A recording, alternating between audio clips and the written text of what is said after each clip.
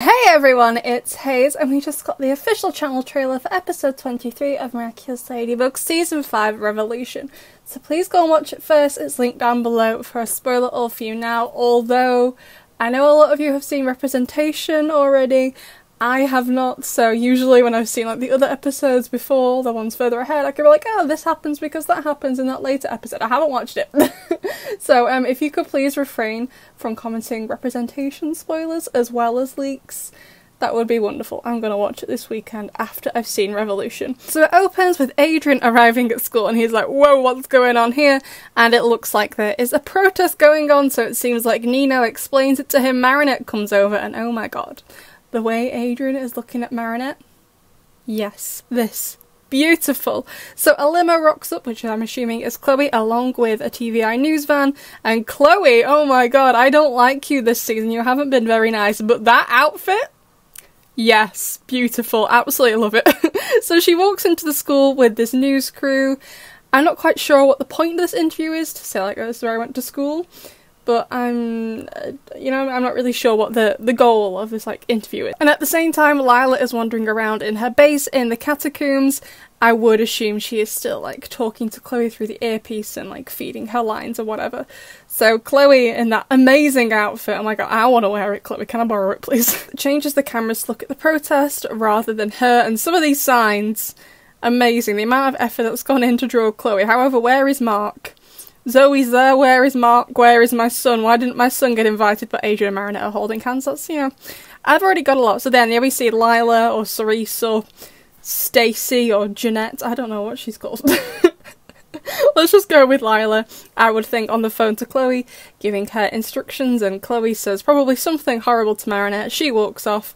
Oh, and Adrien and Marinette, if looks could kill. So I would assume Lila has instructed Chloe to say something bad to them. As we all know, Lila has a personal vendetta against both of them now, if confrontation is anything to go off. So that's great. So then we have Monarch Daddy in his lair. When I saw this image, I was like, just sending out the Akuma as usual. But no, the portal is for him. So he steps through it, and I would assume he arrives in...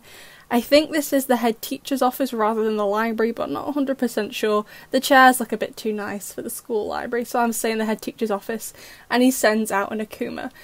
Who's going to be Akumatized in this episode, don't know. In my Revolution theories, I theorised it would be Chloe, but later on in the trailer she doesn't seem like she's been Akumatized. So really not sure on that one, I don't know.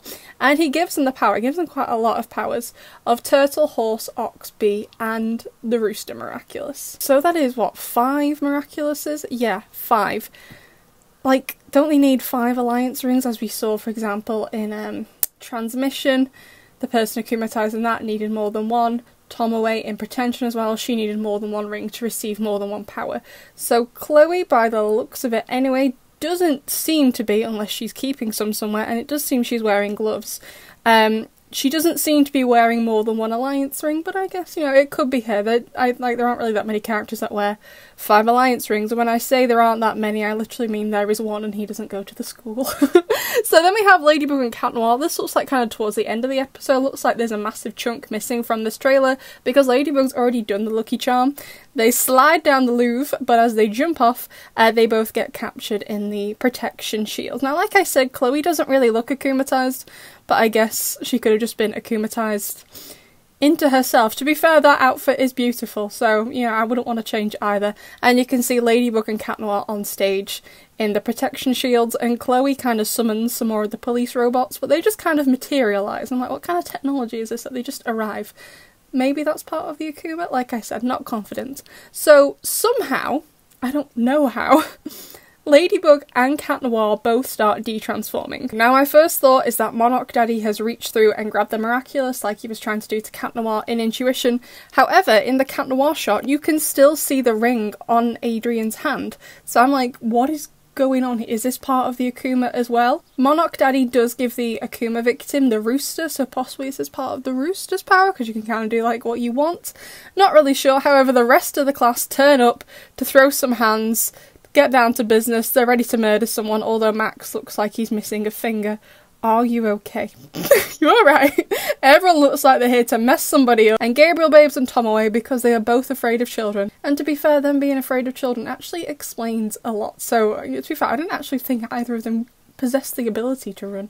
Have either of them ever run in the show before? I don't even know. And then we see Adrian arriving with the bodyguard at like an airport thingy for Gabriel private jet thingy. So obviously this is going to have to be after the Akuma fight because Adrian has kept them out, that's how it works.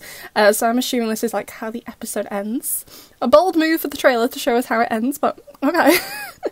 And I would assume he's leaving for London. Why you wouldn't just get the train? I don't know, better for carbon emissions, but yeah, Gabriel doesn't care about his own child, why would he care about the environment, you know? Adrian, I know it's a very small, he doesn't look very happy.